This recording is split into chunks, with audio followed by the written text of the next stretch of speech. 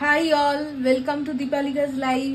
আজকে আমাদের কিচেনে হচ্ছে লাচ্ছা পরাঠা উইথ আলুর দম।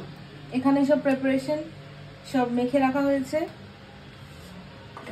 আমরা আটা ময়দার সংমিশ্রণকে গরম জল দিয়ে মেখে নিয়েছি।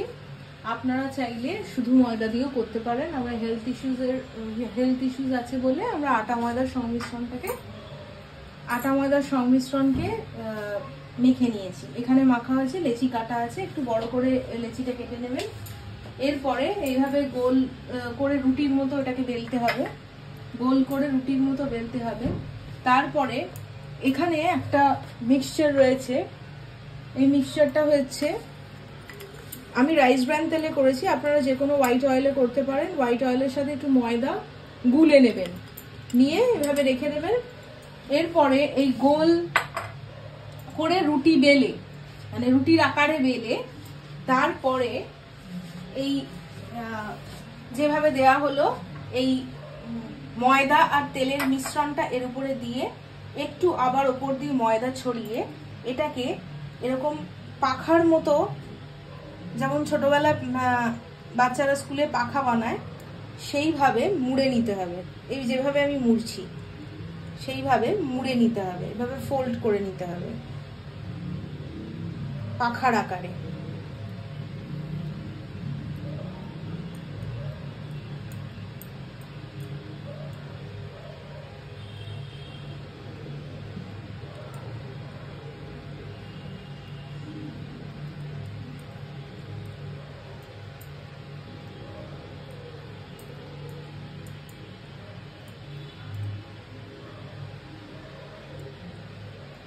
তারপর এইভাবে এটাকে গোল করে নিতে হবে।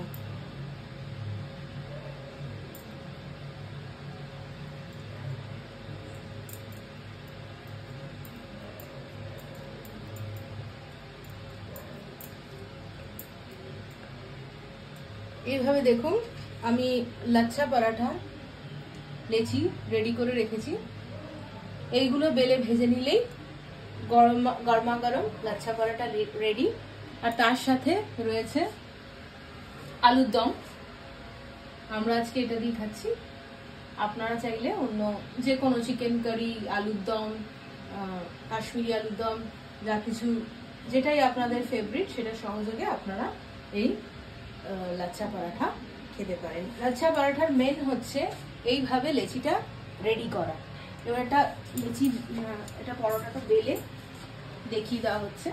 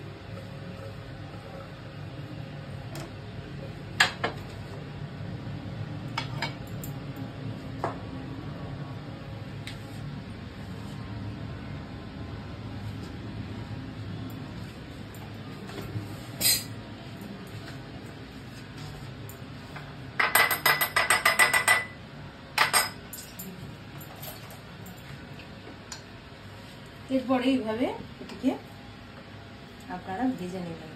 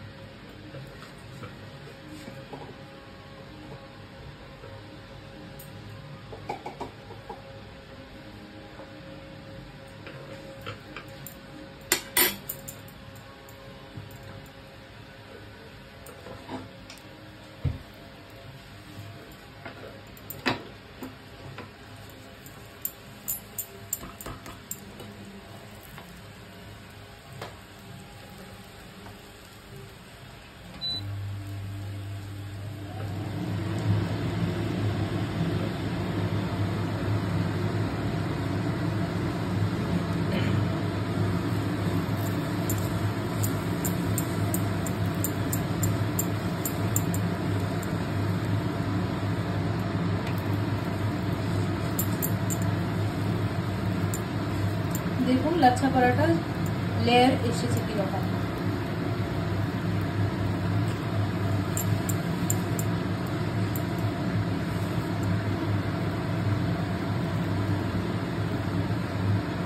আর এখানে আরেকটি বেলে এরকম রেডি করা হয়েছে, যেটা এরপরে ভেজে নেওয়া হবে। এটাতেও লেয়ার এসছে দেখুন।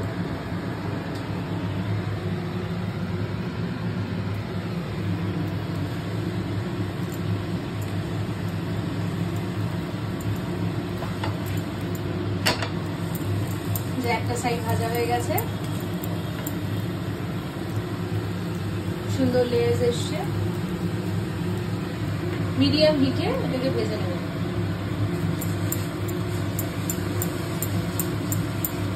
আমরা রাইস ব্রান অয়েলে এটা ভাজছি, আপনারা যে কোনো হোয়াইট অয়েল না চাইলে ঘি দিয়েও ভাজতে পারেন।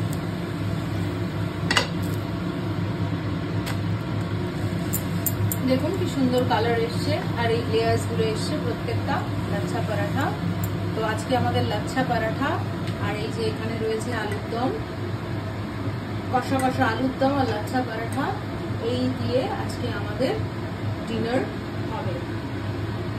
তো আপনারা ডিনারে কি ধরনের ডিশ পছন্দ করেন অবশ্যই কমেন্ট করে জানাবেন।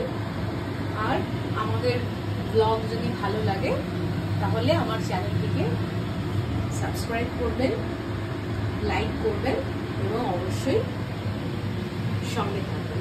অসংখ্য ধন্যবাদ।